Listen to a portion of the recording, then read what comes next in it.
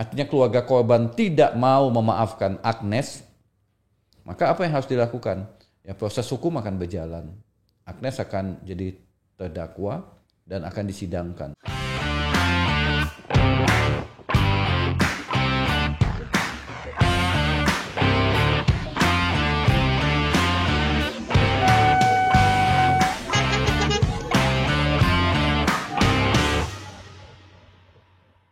Assalamualaikum warahmatullahi wabarakatuh. Sahabat-sahabat, saya ingin kali ini mengulas tentang kasus yang lagi viral.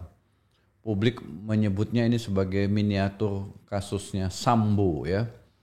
Karena ada 3 aktor dalam kasus ini. Ada Mario Dendi, ada Lukas, dan ada Agnes. Dan korbannya adalah Adinda David. Ya, kita turut sedih ya karena beliau masih status koma di dalam perawatan rumah sakit. Nah, banyak yang bertanya dengan saya, kira-kira ketika penyidik sudah menetapkan Mario Dendi dan Lukas sebagai tersangka, lalu bagaimanakah Agnes ya? Agnes ini sahabat-sahabat usianya masih 15 tahun, masih sekolah SMA ya. Nah, tetapi netizen menyatakan bahwa dia sebagai orang yang memprovokasi sehingga Dendi itu melakukan penganiayaan yang menyebabkan Adinda David koma dalam perawatan rumah sakit. Nah, kalau kita lihat kronologis kasusnya, ini adalah kisah cinta ya, karena Adinda David itu sebelumnya berpacaran dengan Agnes, kemudian putus, lalu Agnes berpacaran dengan Mario Dendi. Nah, ada informasi yang didapat oleh Mario Dendi bahwa Agnes mengalami pelecehan seksual. Meskipun pelecehan seksual yang diduga dilakukan tersebut belum bisa dibuktikan ya. Kenapa? Ya namanya ungkapan pelecehan seksual itu kan nggak mudah juga membuktikannya. Nah, saya tidak mempersoalkan itu ya. Yang jelas begini, keterlibatan Agnes dalam kasus ini juga harus hati-hati kita ya. Kenapa? Agnes kan masih, saya sebutkan tadi, masih anak-anak. Mario dan Lukas sudah dewasa. Mario nyata-nyata kalau dari video yang kita lihat jelas melakukan penganiayaan yang menyebabkan David koma. Lukas diduga terlibat dalam merekam aksi tersebut. Lalu Agnes di mana perannya? Benarkah Agnes yang membawa Mario ke rumah dan menjebak David? Nah, ini yang menurut saya perlu didalamin dan perlu dibuktikan. Saya khawatir malah Agnes mendapatkan tekanan dan paksaan dari David untuk membawanya bertemu dengan David. Itu satu kemungkinan. Ya, ini yang harus didalamin. Yang kedua, untuk menetapkan Agnes sebagai tersangka juga nggak mudah. Kenapa? Dia itu masih anak-anak, masih 15 tahun. Meskipun dalam konteks pertanggungjawaban pidana, beliau udah bisa diminta pertanggungjawaban pidana berdasarkan Undang-Undang 11 tahun 2012. Jadi pertanggungjawaban pidana itu untuk bisa dipidana, ya memang usianya minimal 14 tahun. Berusia di bawah 18 tahun. Artinya inilah batas usia pertanggungjawaban pidana menurut Undang-Undang 11 2012. Kemudian sebelum ditetapkan tersangka, seseorang anak itu juga harus ada namanya litmas, penelitian kemasyarakatan. Ini beda dengan orang dewasa. Jadi litmas itu nanti dilakukan oleh Bapas. Jadi Bapas ini ada di Kementerian Hukum dan HAM, oleh pekerja sosial profesional meneliti benarkah Agnes ini terlibat dalam tindak pidana ini atau tidak. Atau dia menjadi korban, atau dia menjadi saksi. Jadi menurut saya ada 3 kemungkinan. Pertama, Agnes bisa memang betul terlibat dalam tindak pidana tersebut. Nah, kita tunggu hasil litmasnya.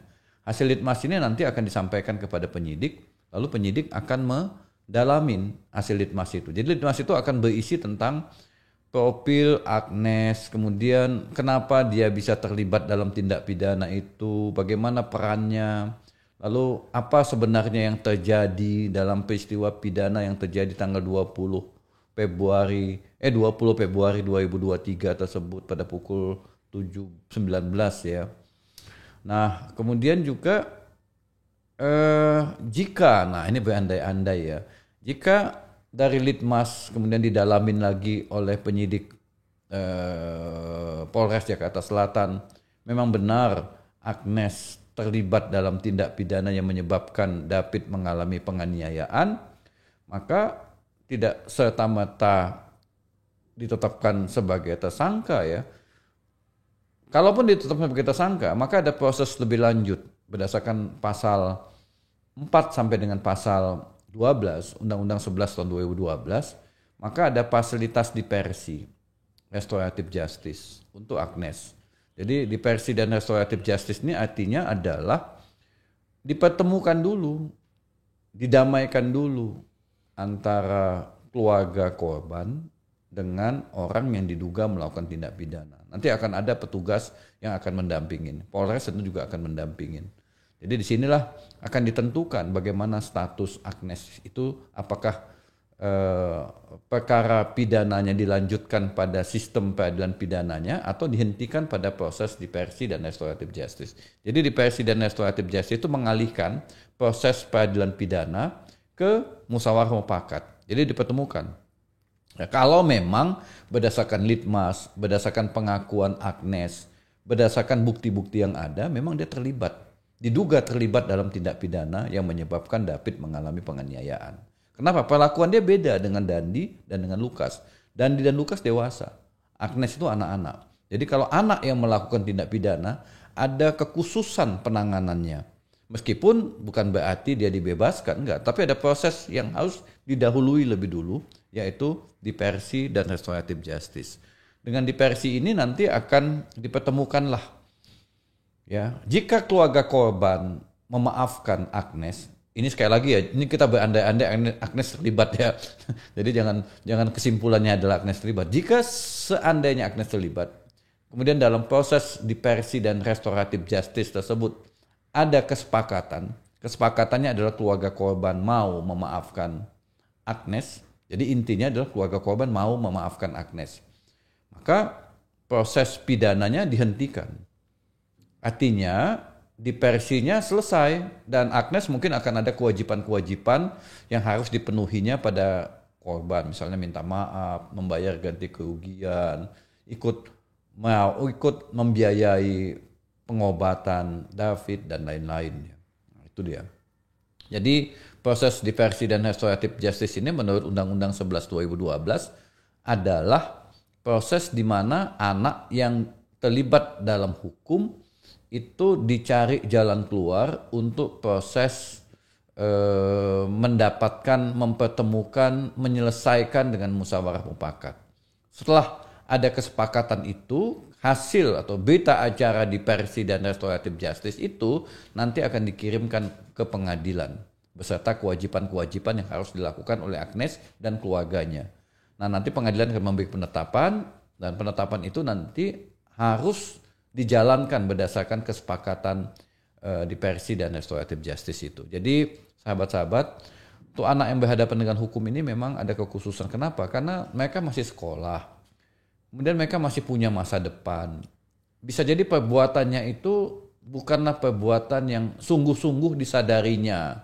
Tapi ada kemungkinan ya jiwanya masih labil, masih belum bisa memikirkan jangka panjang ketika perbuatan itu dilakukan. Jadi kita sebagai masyarakat tidak bisa emosional ketika melihat ada anak-anak yang berhadapan dengan hukum melakukan satu kejahatan. Meskipun kejahatan itu menyebabkan kematian sama sekali ya. Jadi ada aspek di mana kita wajib menjunjung tinggi dan menghormati hak-haknya. Nah, tapi jika diversi dan restoratif justice itu gagal, artinya keluarga korban tidak mau memaafkan Agnes, maka apa yang harus dilakukan? Ya, proses hukum akan berjalan. Agnes akan jadi terdakwa dan akan disidangkan. Nah, sidangnya tentu tertutup sahabat-sahabat. Tidak bisa terbuka kita tidak bisa menyaksikan secara terang benderang bagaimana peristiwa itu. Karena sekali lagi kita harus melindungi hak-hak Agnes sebagai seorang anak. Sidang tertutup. Akan diperiksa semua pihak, saksi, korban, ya, kemudian juga saksi-saksi atau alat-alat bukti lain, misalnya dari visum dari rumah sakit, dan hakim juga akan mempertimbangkan semua aspek termasuk hasil litmas tadi itu. Jika hakim memutuskan untuk menghukum Agnes, dan itu pilihan hukumannya adalah hukuman yang paling ringan. Jadi beda dengan orang dewasa. Kalau orang dewasa dijatuh paling berat baru ringan. Kalau yang anak-anak yang melakukan tindak pidana dipilih dulu hukuman yang ringan.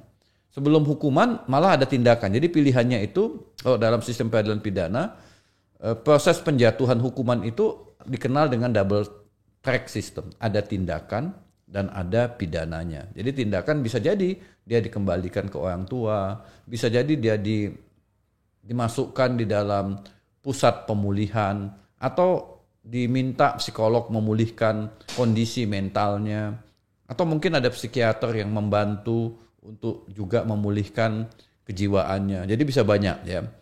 Pilihan hukuman ya kepada Agnes adalah pilihan terakhir. Dan kenapa pilihan terakhir ya? Kalau bisa dia menjalani proses pemulihan mental dan psikologi itu lebih dahulu yang dipilih. Ya, karena tadi itu jiwa muda tidak stabil dan tidak bisa memikirkan apa yang dilakukannya dengan sungguh-sungguh, sehingga proses hukum tetap dijalankan, tetapi hak-hak dia sebagai seorang anak sebagaimana dijamin dalam undang-undang sistem peradilan pidana, sistem peradilan pidana anak undang-undang 11 2012 tetap harus dijalankan.